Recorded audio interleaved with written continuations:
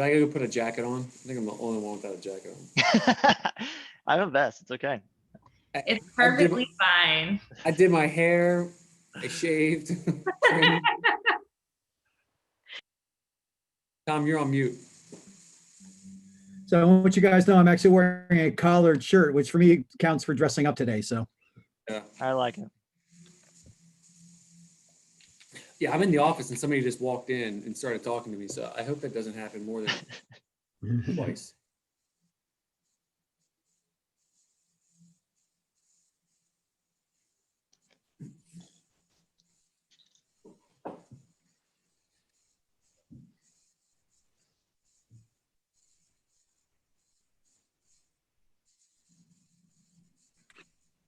So Will, do you frequently get mistaken for the other Will? All the time. It's not a bad thing, you know. Yeah, it works best when you do a restaurant reservation, of course. Not a bad gig.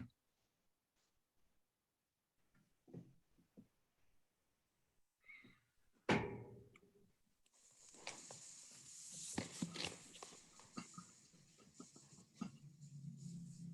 don't know if that's better or worse.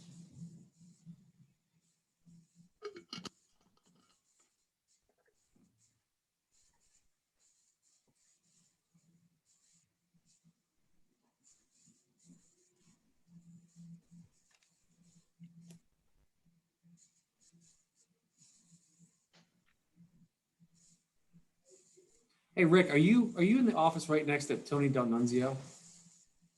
Yeah, he and I are pretty close partners. Okay. Yeah, I worked with him for 4 years, I think. Yeah, fantastic, affordable guru. Yeah. Really a great guy. Tell him I said hi, if you can. I will. Is he in the office working? Not today, but yeah, in and out, sure.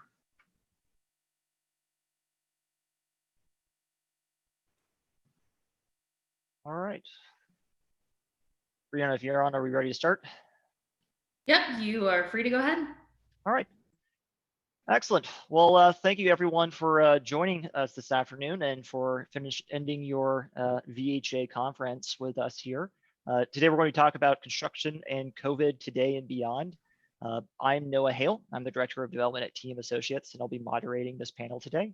I am joined today with Taylor Davis, who's the Vice President and General Manager of Morgan Keller.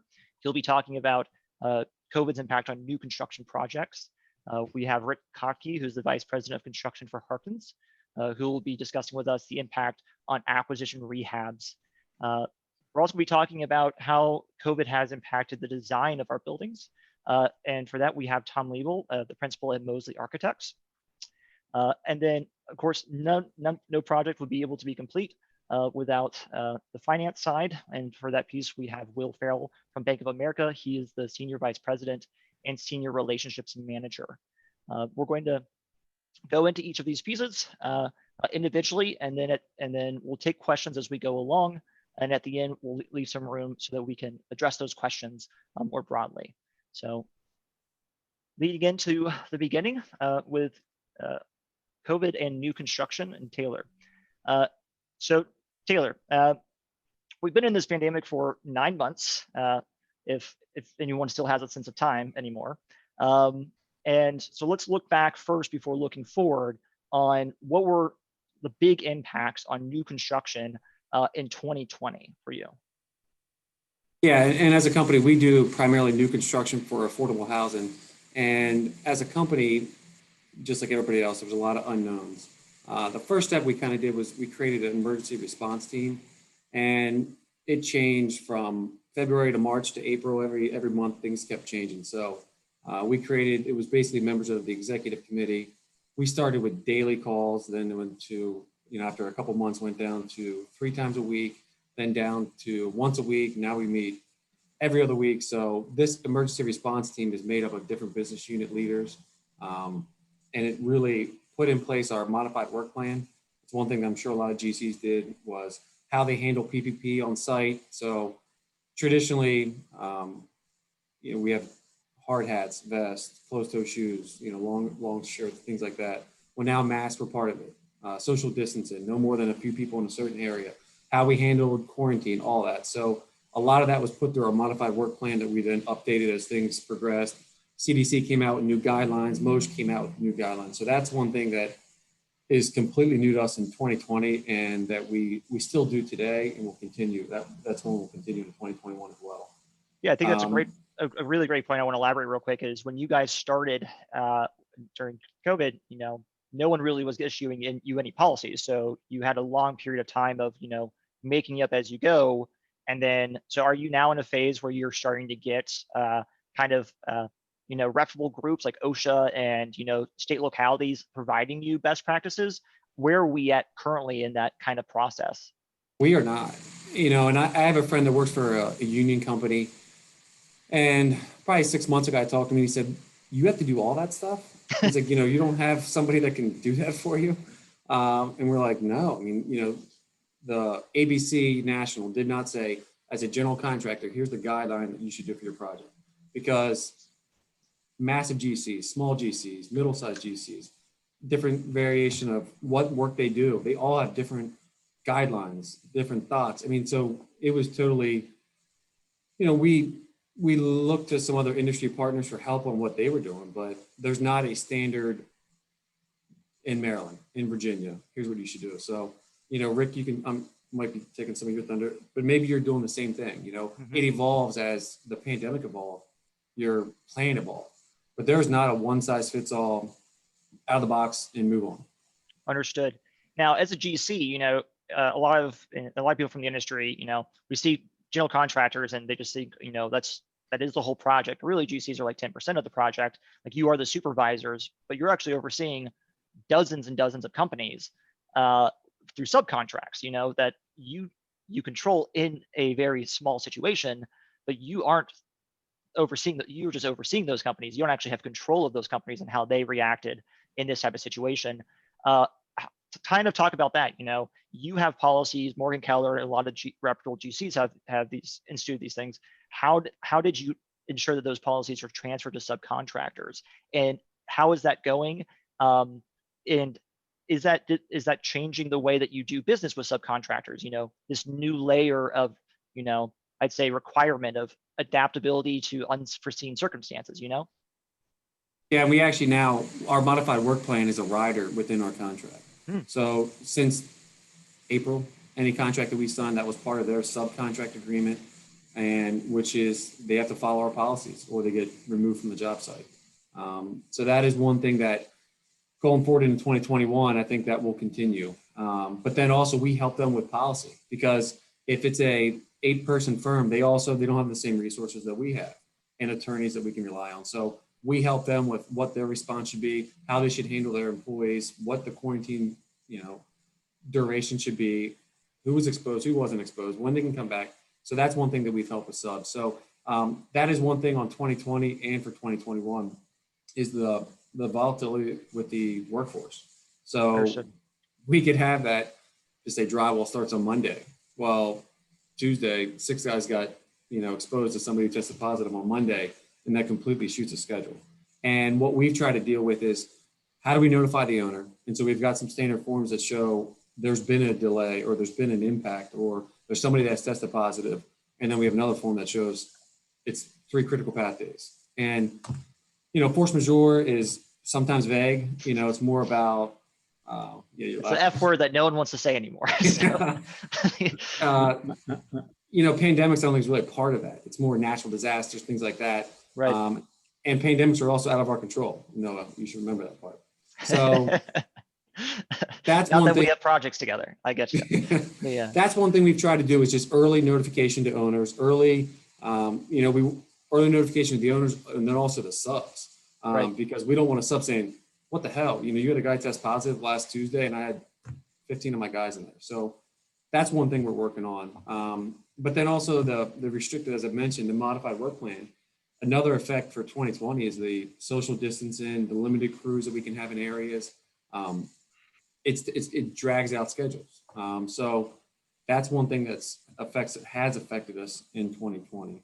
So contractors are some of the best at, at creating schedules. You guys are signing contracts, and your Gantt schedules are always the things that us as developers are relying on.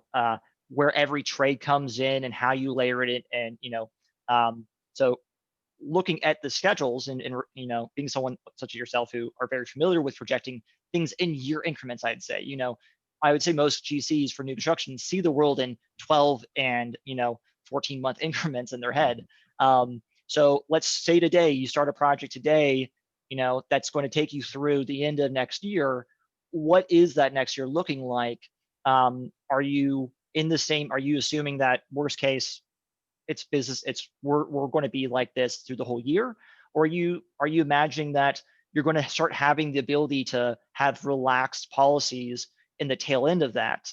At what point in your own schedules now are you starting to, I guess, factor in normalcy in some way? Oh, we're not. We're trying to be. We're just not. We hope the light is at the end of the tunnel. We hope that, let's say April, warm weather starts to come and the vaccine is prevalent, and it just the restrictions start to lift and everything kind of goes away. However, what if it doesn't? So Right. What we're doing is, instead of sometimes you bid a job, you can say it's probably a 12-month job, but you know what? I think we can squeeze it in 11.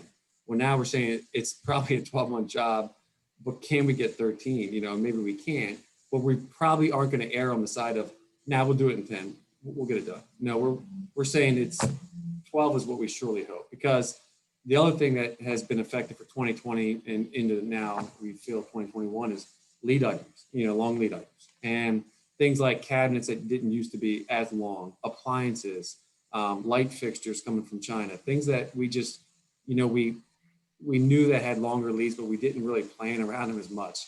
I don't think that's going to get any better going into 2021. I still think that things are going to be affected. So early procurement is one thing that we've done now with 2020 because of the market volatility with lumber. As Rick knows, and I'm sure others, lumber in April was at the index was like 360 to 400. I think September 1st, it peaked at like 950. Yes. Well, if we bid jobs in April, May, those are massive issues. And so we try to think, how does that affect our price? That's pretty obvious. How does it affect our schedule? Do we delay our schedule and submit for a time extension because of a pandemic? But then the material is available. That's the other tough part.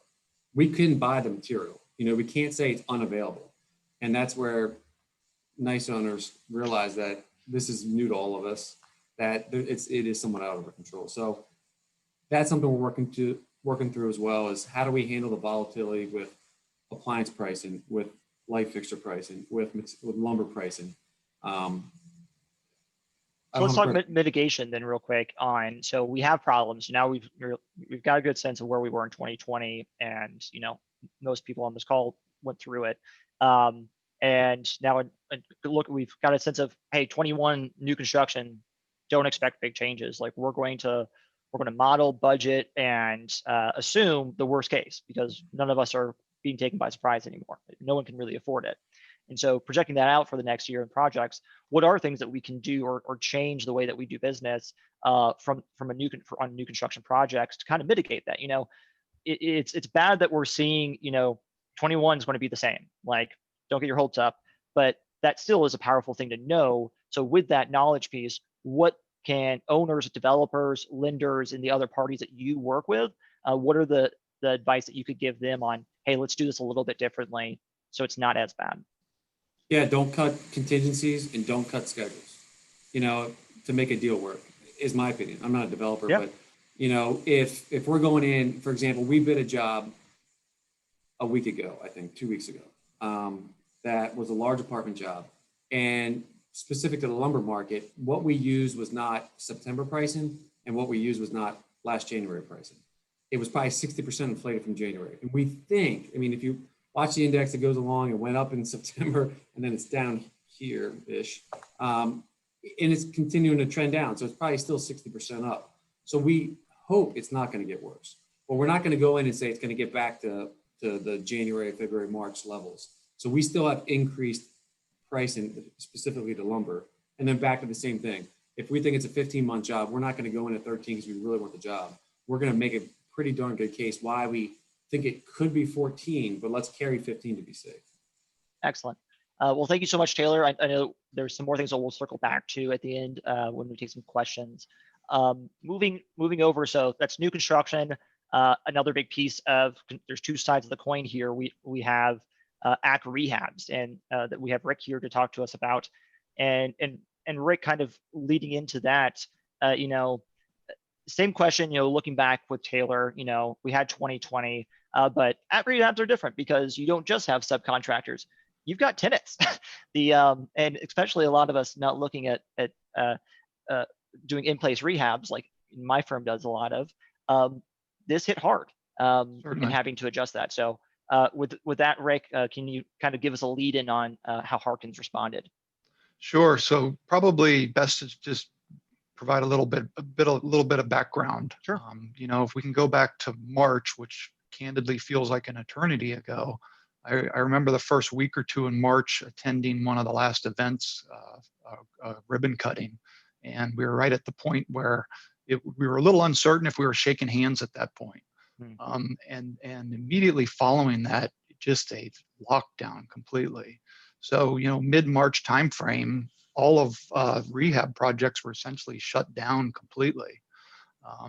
Working with a number of our clients, we spent, from mid-March up until early June, working with professionals, industrial hygienists, infectious disease experts, which, as you can imagine, were very hard to come by, and their time was very precious. And so a really accelerated, intense period of time where we were dealing with the unknown and what can we do, what protocols can we come up with to reasonably provide protection to the residents and our workers, and ultimately get our projects back up and running.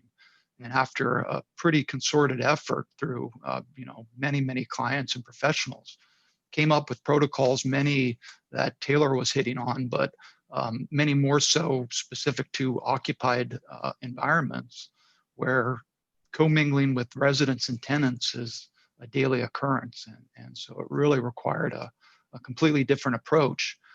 Come mid-June, we begin getting some projects back up and running, slower at first, but eventually coming up with programs and protocols that were pretty efficient. Now, it certainly required us to completely change the way we had approached the project to begin with, and come up with new norms. So a little bit of the background there. Yeah, but so Harkins, you don't just work in Virginia, and ACK rehabs made national news in some places. The construction of them, and how did Virginia specifically fare?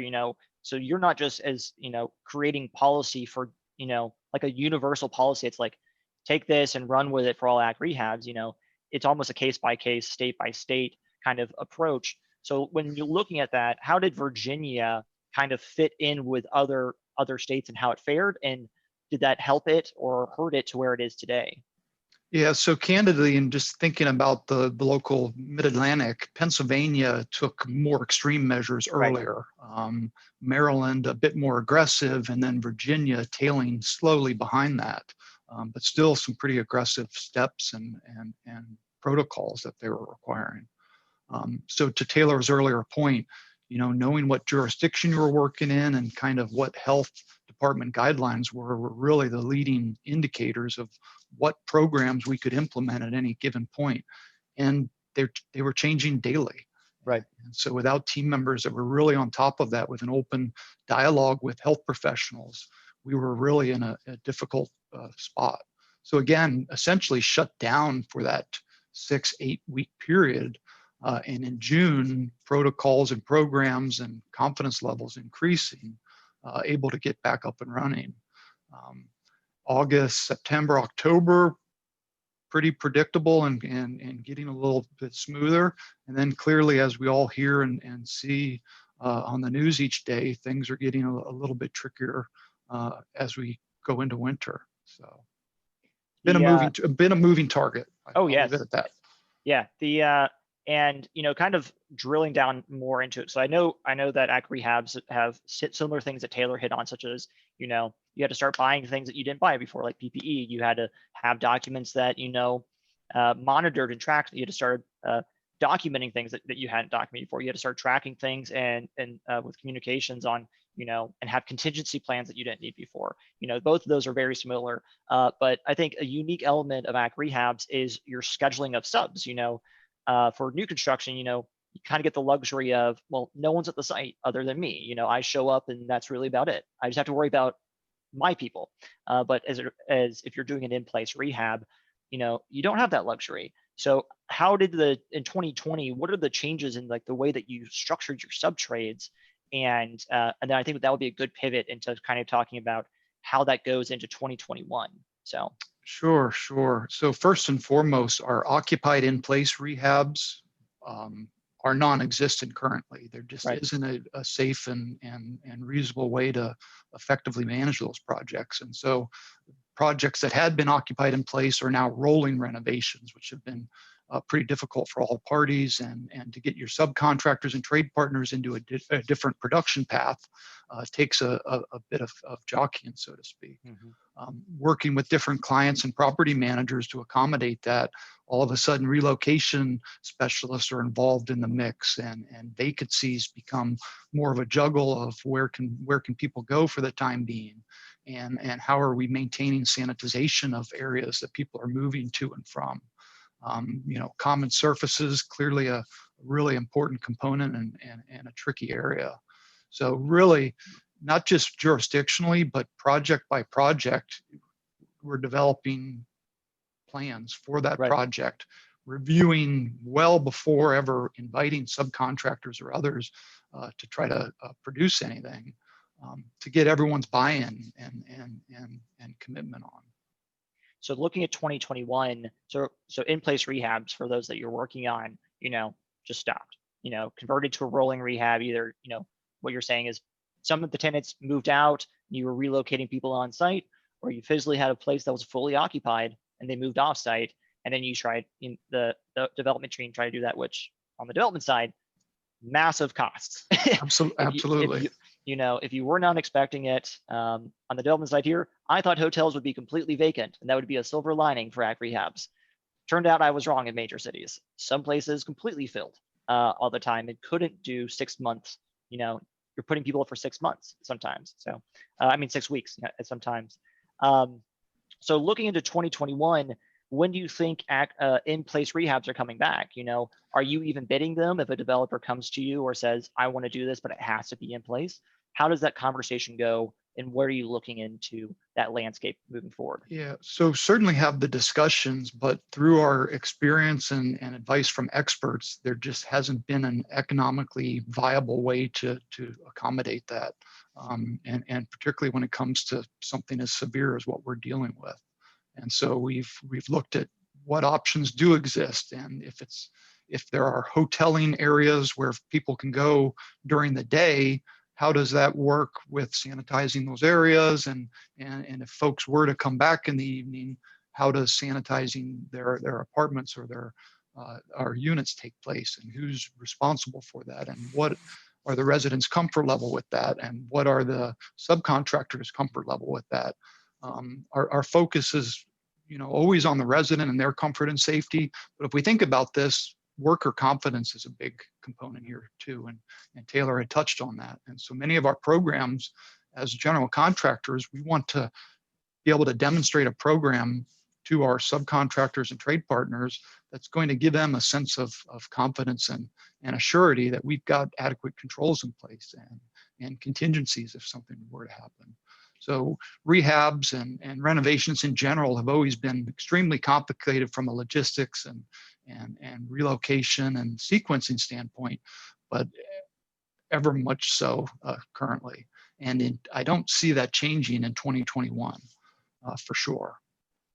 So sometimes confidence with me, translates into contracts, to instill confidence in someone, it's not just when a lot of this happens, it couldn't be, anything could be informal anymore. Everything really need to be put in. So, could you kind of talk about some of the elements of your contracts? I know Taylor touched on some of the things that they've added. are there new things that owners and developers and lenders should be start familiarizing themselves with that are being generated now by your counsel and on your side that you want to see in place before you will accept a deal? So. Well, certainly legal contract terms and arrangements, but we approach everything a little more directly on protocols. And here's a plan that we have in place on this project, and how would this apply to your project, and is it something that the development overall can accommodate? And when it comes to contracts, with or terms with our subcontractors, our subcontractors have been very keen on again a responsible program, but something that is somewhat predictable, because we are bidding and putting a lot at stake on what is our production path and pace for this project, and how are we going to work through safely. And so really the protocols of the project itself are what we're using as kind of the baseline for how we're going to mutually approach this project. Then to what extent that's incorporated into contract documents, et cetera, come at a later point. But really talking as a team holistically, what's our best approach here to keep everyone safe, to minimize commingling or eliminate it, and still get the job done? Because at the end of the day, these properties do need to be upgraded. The improvements are desperately needed. And so the deals need to continue on. But we can't sacrifice safety and health as a result of that. Absolutely. I really appreciate it. I know we'll pick up some more questions as they come in, and we'll recircle back with act rehabs, especially in place and the changes, as that has a big impact on development. So thank you, Rick. Sure. Moving over, so we've covered construction, how we build these things, but contractors, they're basically building an IKEA set. You get a bunch of instructions, and those who do those are the architects. And I think it's really important. I'm going to we have Tom Liebel here with Mosley Architects, who's going to walk us through a presentation in regards to some of the how we've changed our built environment based around COVID's impact on us. So with that, Tom, I leave it to you. All right. Thank you. And actually, I have host disabled participant screen sharing. So at this point, I can't share my screen. So if someone who controls this can release that. Yes, I just made you a co-host. Try again. Let's try it again now. There we go. Excellent. All Thank you. right.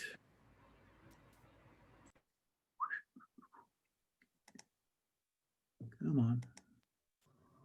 All right. So thank you all. I'm going to try and cover an hour-long presentation in just a few minutes here, but basically kind of walk through where we stand. A lot of this we know, but then solutions we've derived for this and where we might want to go from here. So basically, the data, why is this so important? What's going on with the pandemics? I think the biggest thing to consider is, that line you see over there, the green line that is spiking upwards. This has really just become such a crisis nationally that we're all responding to it. What's interesting though, is we did some survey with our clients, both in senior living and in multifamily affordable housing, about with COVID, what has you particularly concerned about? And the senior living side, we were looking at resident visits with families and friends, vendors interacting with staff and staff residents, and guests at dining. So where people were intermingling. After that, it got down to isolation, HVAC, a bunch of different things like that. But fundamentally, the bigger concerns of senior living were about how are people going to gather together and interact. And the housing side, it was a little more evenly spread. The idea about how do you physically distance in public areas was a big issue, and resident and visiting residents, but also things like the bottom line came up as more about what's this going to do for our projects and their viability there. With this, a couple things. Once again, I'm sure you've seen a lot of these, so I'm not going to spend a lot of time on that, but early on, they were starting to track about airflow and COVID transmission, and where you sit and how mechanical systems work really have a profound influence on your likelihood of contracting if someone around you is carrying COVID. Because it also shows things like face coverings work. They're showing here some data in Missouri that two hairstylists had COVID. Saw 139 people, and yet everyone tested negative on it because everyone wore masks. So masks actually do work. Other quick facts, between breath, speech, coughing, and sneezing are more and more progressive amounts of the virus that get transmitted. So we have to be sort of careful on how that works. And so, what are the keys to this? Wear a mask, keep your distance, clean the air as best you can, and make sure you have a good sanitation protocol. But with that, a couple of architectural solutions we've come up with here. This is a study for an assisted living facility where you have more direct staff interaction as opposed to a standard multifamily project. I'll talk about multifamily a little bit here. But fundamentally, we started looking at different areas you can treat, things like the main entrance, the vendor entrance, sort of access for employees, and then what's going on with living spaces and how do we sort of accommodate future challenges. And then last but not least, there's some of the public areas. So one of the things you see is, things you start talking about are things, a lot of this isn't that technically complex. It just takes the idea of trying to think through implications of it. So things like touch-free automatic electric entrance doors. So rather than having to pull the door open or push a button, you get one of the remote sensors that opens up and you walk in front of it. Nothing gets touched. It's not a problem. Putting areas where you're going to have people from inside and outside intermingling, put that under negative pressure. So any contamination that is there can't get broadcast out into the hallways and surrounding areas. That negative pressure means that the air in the surrounding hallways is coming in versus positive pressure be pushing from that room out, creating opportunities in the case of assisted living, we have family visitation areas, even have outside entrances to that, so you don't even bring them in the facility. So that's an option too. And then other things that we've started looking are how do you make sure you have things like exterior entrances for all the public services. Things like this that we started thinking about, we have, for some of our projects, we have more caregiver access here.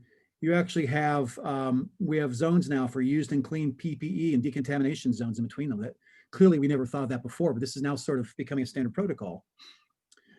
And then once again, when you are starting to look at more common areas, dining rooms, things like that, a couple things come into play. Looking at the mechanical system, how do you treat that? I'll talk a little more about that in a second. And also the idea of physical distancing, that we actually even have done a nifty little program that kind of lays out, it's a overlay for our Revit layout that we can actually figure out how many chairs, 6-foot distance matrix to make sure that people are always appropriately isolated here.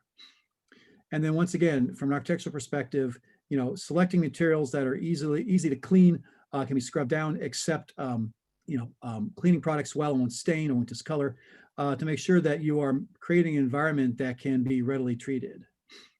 And other things, once again, what about, you can do things like employ the hands-free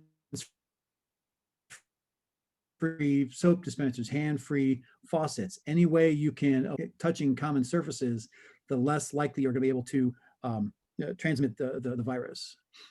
Going on to MEP solutions, this gets to be interesting too. And there's a real bifurcation between kind of large-scale projects and small-scale projects, and kind of senior living versus standard affordable housing, because a lot of the concerns you see in larger institutional settings about mechanical systems that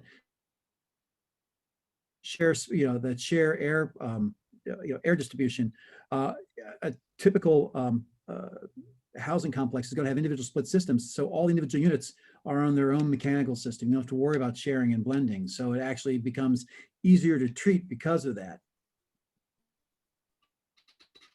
But anyway, so on the mechanical side, there are a couple of things we can do. Make sure, number one, you're meeting minimum code specs, but also looking at things like increasing ventilation system runs to get more fresh air into the building. Disabling demand control ventilation. That's demand control ventilation is what you use in larger rooms that have varying populations, and basically you throttle back the mechanical system when no one's in there and ramp it up when people are. This is saying just take that out of play, just run it, at open velocity the whole time, so you can't get these areas where you don't get a lot of airflow through there. And also look at energy recovery units for potential cross-contamination. Make sure that the system is treated such that when you're mapping heat and humidity in and out of airflows, that you're not carrying the virus with you. So like I said, what do? Look at increasing the ventilation beyond code minimums, which has a hit to energy budget, but allows more outside air coming in and less stale air there. Look at displacement ventilation. I'll talk about that in a second. Look at additional filtration, UV lights, humidity control is important, and look at reduced size zoning. So one thing that we all need to be aware of is that traditional mechanical systems push air down from the ceiling and suck it back up from the ceiling, and you get kind of a tumbling effect where fresh air and air that's been going through people is kind of mixed together and circulated. If you look at a displacement system, whether through the floor or through a low side supply, the high side return, the air has more laminar flow. It moves upwards and does not mix as much. So that way you are eliminating any potential contaminants by bringing them up into the return plenum and not continuing to cycle it through the space. Air filtration is also important. Clearly the higher MERV rating, the better. We all know, MERV 11 is probably standard for a lot of public systems or housing units. MERV 13 starts to get you some benefit there. You can go up beyond that. One of the big challenges, though, is that higher filtration levels tend to have thicker filters, which may not fit into the filter cassette, and also have create greater back pressure. You need basically a bigger fan to blow that through the thick. If you don't have that, you strain the mechanical system and can either burn your motors out or can't get the air. The system can handle enhanced filtration. Something, once again, we can try and control is humidity levels. What's interesting is that where humidity levels are lower than the 40%, they show that pathogens, viruses can travel further because they're not associated with heavier, wetter particles. So they're lighter weight because they're drier and move around. And also the immune system is kind of optimized in humans between 40 and 60% humidity. So low humidity environments like we see in the wintertime typically produce an increased opportunity for contamination. So there are a lot of things to consider about if you're actually going to be trying to humidify the spaces. You have to pay for the humidifiers. There's a cost to operate and maintain them. You're looking at potential for condensation if the space is not properly ventilated, and there's potential for condensation if ductwork is not properly insulated, poorly operated, or if the mechanical systems aren't properly cleaned, which gets to my next topic here. Let's look at the idea of putting spaces where you might have tenants who test positive into a negative pressure zone so that they can stay in-house and yet don't run a risk of contaminating other folks. Other things that are important from the mechanical side are looking at different opportunities to clean the airstream, either through ultraviolet light, bipolar ionization, photocatalytic oxidation, using portable room air purifiers. There's different applications for this, but fundamentally, the idea is taking UV light can kill off the virus, and you can either do that within adjacent to the cooling coils or in the ductwork. The one thing that's important to consider about that is UV light is hazardous to humans, so you can't put it someplace where you can work. You can look at it as bipolar ionization, photocatalytic oxidation. These are all different ways to draw the virus out of the atmosphere and other contaminants. Typically, you try and apply charge to them and use a magnetic plate to draw the contamination to there and take it out of the airstream. So other things to think about. Some of these are kind of dumb, simple things to do. Elevators, keep the doors open when not in use so you can't get these closed areas of limited circulation. Keep the exhaust fans running. Consider using touchless elevator controls so that, once again, we have these opportunities where people will collect in smaller groups like elevators, you're trying to make sure you have as much fresh air in there as possible. Other things, look at placing lights on automatic controls, look at adding additional opportunities for video conferencing, keyless, touchless locks and entry systems, and once again, looking at ultraviolet for disinfection systems. But once again, eliminating opportunities for people to touch common areas to spread the virus.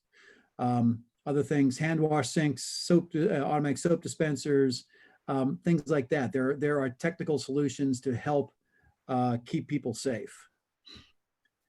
And other things to do with existing buildings, once again, make sure that the equipment's functioning properly so you're getting adequate ventilation. Disable demand control ventilation, look at higher filtration rates, look at even some spot filtration in smaller rooms. And the key thing to this is making sure that each case is analyzed independently because all different spaces have different requirements associated with them.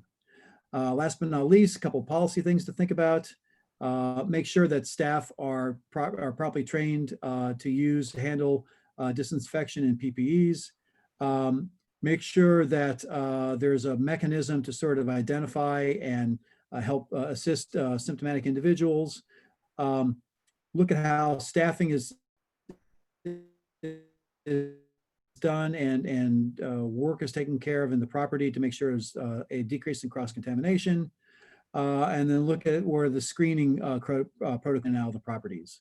Once again, some of the other things you can do are just make sure you have posters for things like communication of sanitation inspections, signage about what are COVID symptoms, what to do, what's proper masking technique. These can all be served in public spaces just to remind people about what are the rules of physical distancing to make sure that everyone is aware of the best practices to keep everyone safe.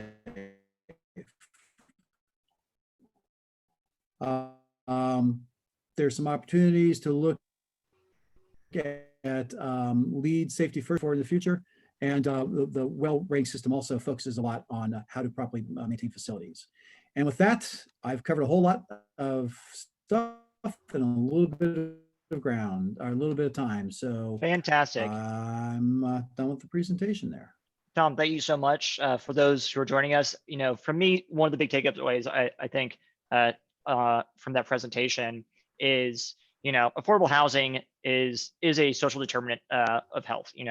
Having good, clean, decent, affordable housing makes people healthier. There's a lot of evidence against that.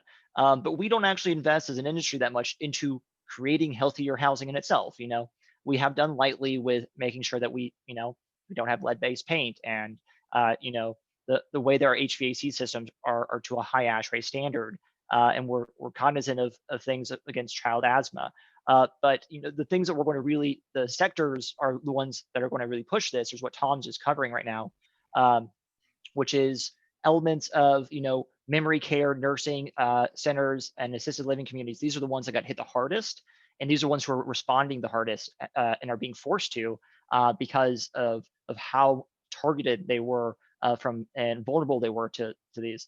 But I do think that there's going to be key elements of that comes out of that is going to trickle down eventually into our industry. And I do think that an overall thing that a lot of people talk about now in affordable housing is we build really green buildings, we build really accessible buildings, and we build very affordable buildings. We should also be building healthy buildings. And there are things that we can do that aren't large cost impacts and developments that are just a little bit better intelligently designed, that make it a little bit better for those who eventually live at our communities. So Tom, with that, I really appreciate it. And excellent presentation. Moving on to one of my favorite topics, being a developer, which is the finance side of all this. And for that, we have Will Farrell with us today. Will, thank you very much. So for the finance side, I want to kind of take it back similar to, with Rick and Taylor, looking at 2020. But I'm interested in how did the finance sector at large react? The way we work, the way we interact, the way we communicate. You don't have guys in the field working as much as them. but nonetheless, it still had a big uprooting impact on the finance sector. So can you kind of talk to me about some of those impacts and how BOA specifically reacted to it? Sure, sure. First of all, I'd like to say thank you to BHA as well for the opportunity to participate in this panel and to participate in this panel with the colleagues I have right here to talk about this topic. So in terms of BOA, what I'll say is that at the onset of the pandemic, the bank, of course, engaged its business continuity plan to, of course, ensure the safety and health of its employees as well as our customers and clients. That of course included, limiting, physical interaction with everybody in order to prevent the spread of COVID. It also included, making sure that we had the tools and resources and infrastructure necessary to operate as business as usual, being away from the office. We also instituted certain platforms, certain procedures internally to make sure that we are not only, getting an understanding of this impact across our industry and across this society, our country, but also having the asset management tools as well instituted in order to oversee and really understand these impacts across, our footprint as well as with our clients and their portfolios as well. Excellent. The so kind of looking at similar progression with the other on the panel. Let's talk about active deals. You work on lots of different deals across the portfolio in different markets. What were the specific characteristics of deals that stood out to you that made them either more vulnerable to COVID or more resilient to the impact of the pandemic? Yes, I'll say this. So in our means of trying to learn what's going on with these impacts across our portfolio and across what we're dealing with in the industry. And, we really reached out to various sources to really get that understanding. And what I'll say is one of our biggest resources to gain that understanding was really partnering with our clients and having those discussions with them to really understand what those impacts are looking like, not only from their organizational standpoint or operational standpoint, but also from, their portfolio. And as we brought that information together, it really helped us really gain a broad understanding of where those impacts are. We're talking about from certain markets to certain submarkets across our footprint. We're talking about product types. We talked about new construction versus, tenant-in-place rehabs, where we saw a lot of impacts in that regard. Tenant bases, how's the pandemic impacting, subsidized units versus unsubsidized. Of course, we probably saw more impacts on the unsubsidized side versus, properties that, are supported by a contract. Family deals versus seniors deals, and also seeing, having vulnerable populations where, we have a lot of seniors in our portfolio, how, we're incorporating how our clients are incorporating safety practices for those properties as well. And then for properties that are, unsubsidized, where we're seeing, job losses in various markets, what does that look like in terms of, our tenants' ability to pay rent and collections as well?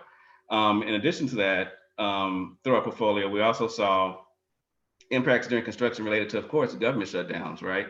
Throughout the pandemic, especially early on, we saw a lot of shutdowns, in various markets. I didn't see as much in Virginia as relates to complete construction shutdowns, but there were shutdowns in other areas across the country where, affordable housing was not exempt from those shutdowns. And how did that impact, our clients and our portfolios as well?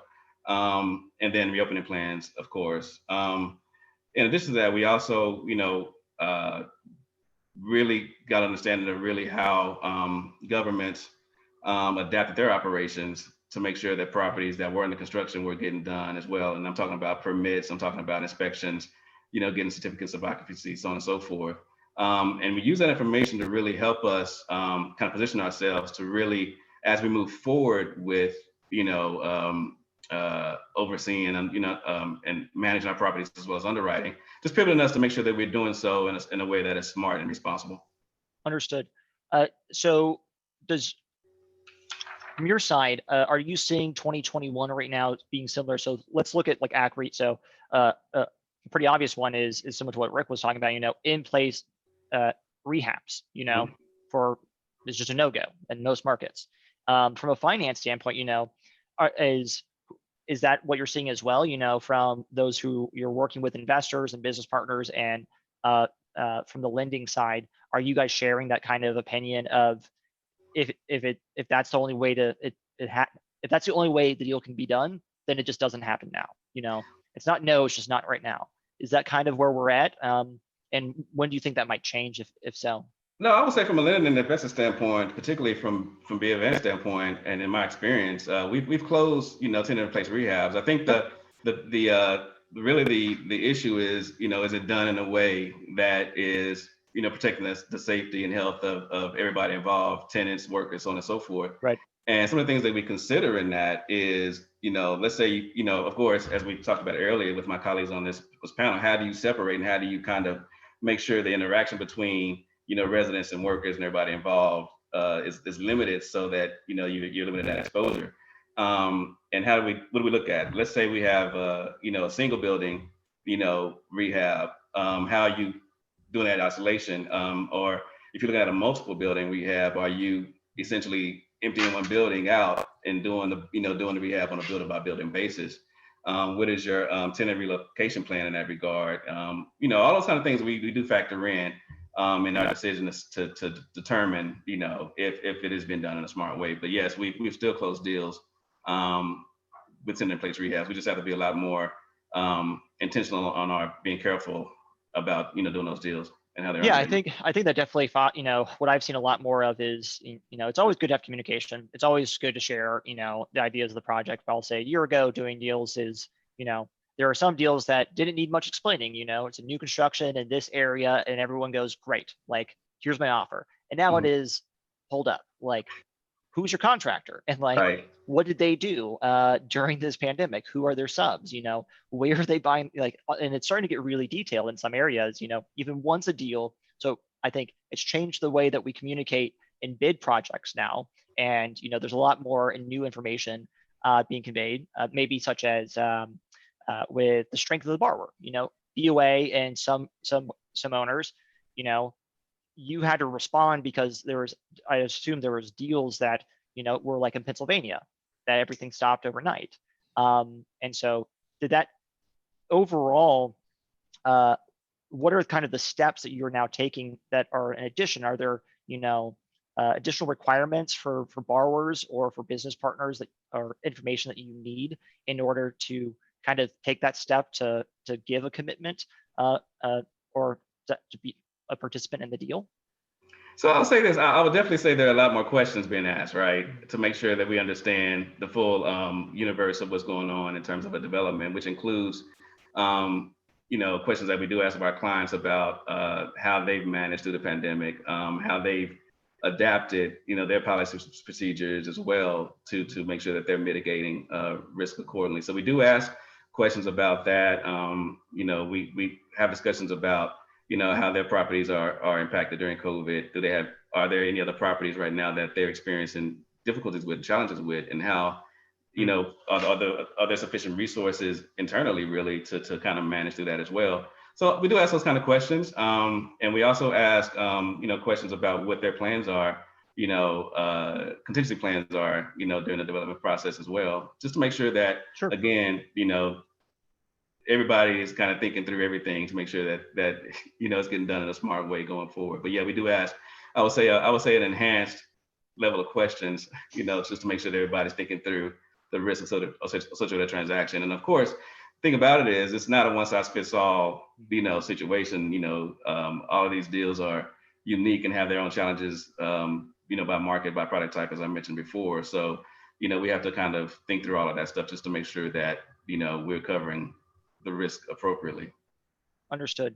And I assume another, part of that is also like keeping track of local policies in the way of not just statewide, but also how individual local policies are impacting the projects that you're currently being in. Because not all of Virginia is the same, and I know BOA does all over the Commonwealth. Kind of moving over to some of the I'd list as external factors, specifically for some of the elements, issues with construction right now is getting products, construction schedules, things that Rick and Taylor detailed that are impacting them. How does that translate to the finance side when you guys are working on these developments? And specifically are you seeing next year as, similar to Taylor, who's saying next year's we're bracing for the worst? Or are you seeing that you might have a light at the end of the tunnel at the end of 2021, where you might start moving back to the good old days. So I don't know if that is anymore. So I would say that from my perspective, it's really going to be a continually monitoring it as it goes day by day and Sure. making adjustments accordingly. Unfortunately, I think it's hard to predict, going forward how things are going to change. And so for right now, we're going to just make sure that we're doing smart based off the information we know today. But in terms of how we look at deals during this pandemic and things that we're paying attention to, and things I would say, clients and developers, should consider as it relates to looking at these deals is basically around costs, around time and deals, and some of the stuff was mentioned before. In terms of the budget, just making sure that your hard cost contingencies and your soft cost contingencies are reasonable, given the risks that are associated with your particular deal. Looking at interest reserve in a deal just to make sure that given a specific amount of time that's sufficient to get you through construction as well as stabilization. Construction schedules, making sure that you're incorporating some time for possibilities around COVID to cause some delays. And as it relates to deadlines for a deal, example being 9% deals with place in service deadlines, is there a sufficient gap between the time your deal is expected to be completed and that place in service deadline? Also in addition to that, thinking about your takeout sources and making sure that your project has the ability to meet those as well, for your permanent, financing, forward commitments, so on and so forth. And then of course, any other types of commitments you have from other sources, whether they be government or other private sources, just making sure that, you're really taking into consideration the risk appropriately to make sure your project can be successful. Yeah, I definitely see that on the development side. The way I would kind of sum it up is, before the COVID introduced a new risk to a deal closing. It wasn't there before.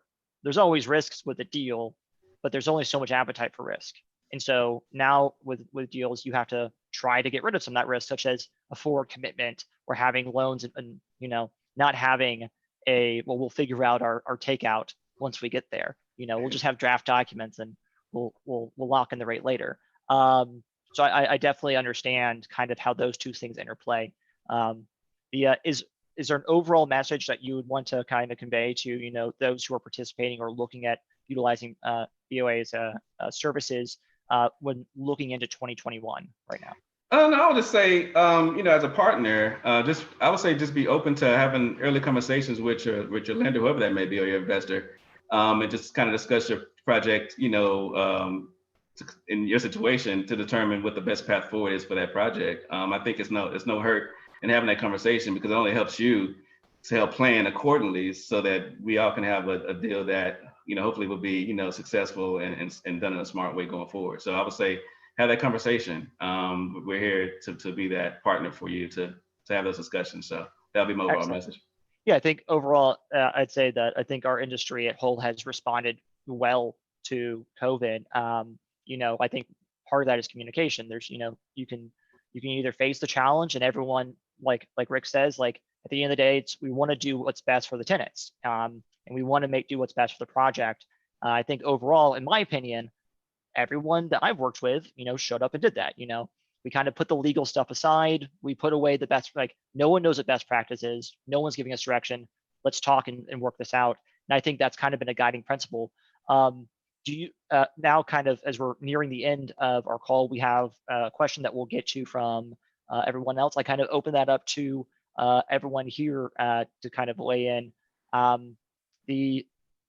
What is your overall thoughts on how the industry did respond to this? And from that, do you think we're going to be better off in some ways moving forward? And do you think areas of us will kind of be hurt? So Will, your last speak, I'll give the floor to you.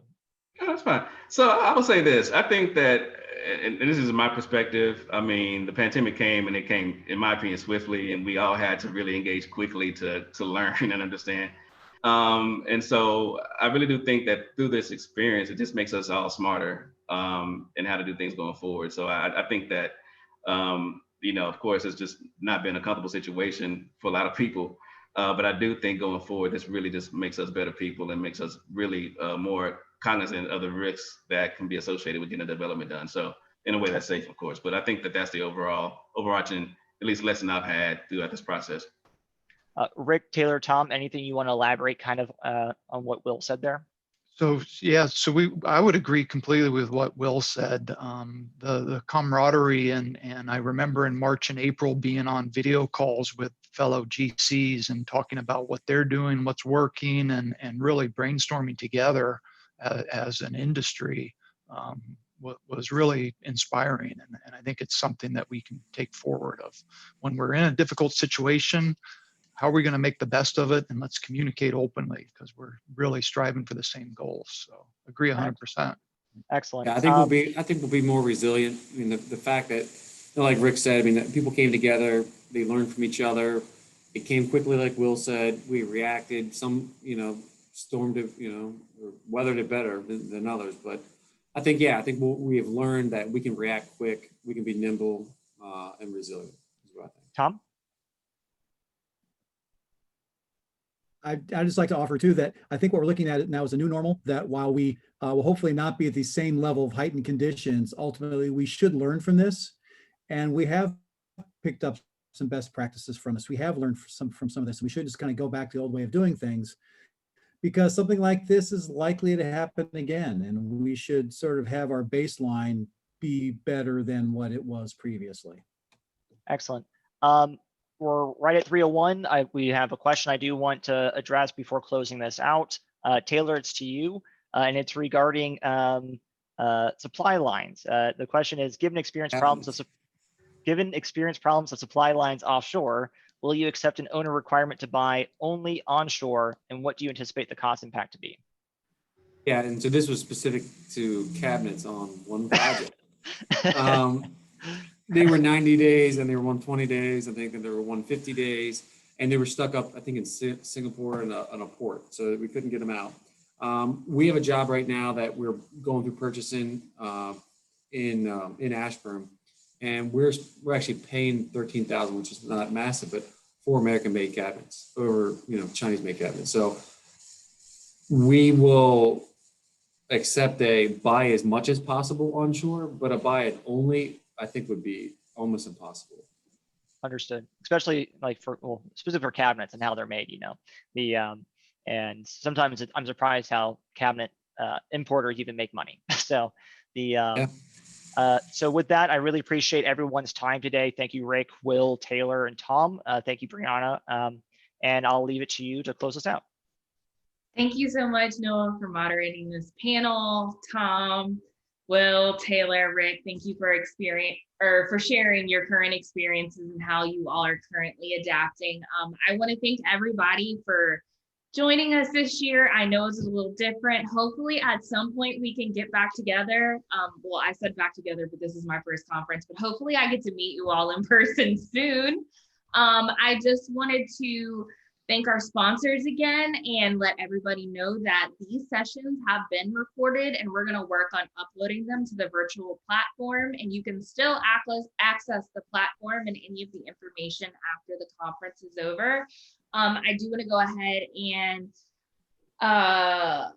announce who won the exhibit hall challenge. And so our first place is Raynette Boone. And so that is our first place winner. It looks like we actually had a tie, but it came down to time. So Raynette Boone, first place, Stephanie Flanders, second place, and we'll also get a $100 gift card. And then Diana Carter in third place will get a $50 gift card. So we will be in contact with you guys to get that information to you. But thank you all again so much, and hopefully we will be able to see each other in person soon. So y'all have a great evening, have a great holiday, and thank you again. Excellent. Thanks. Thank you again.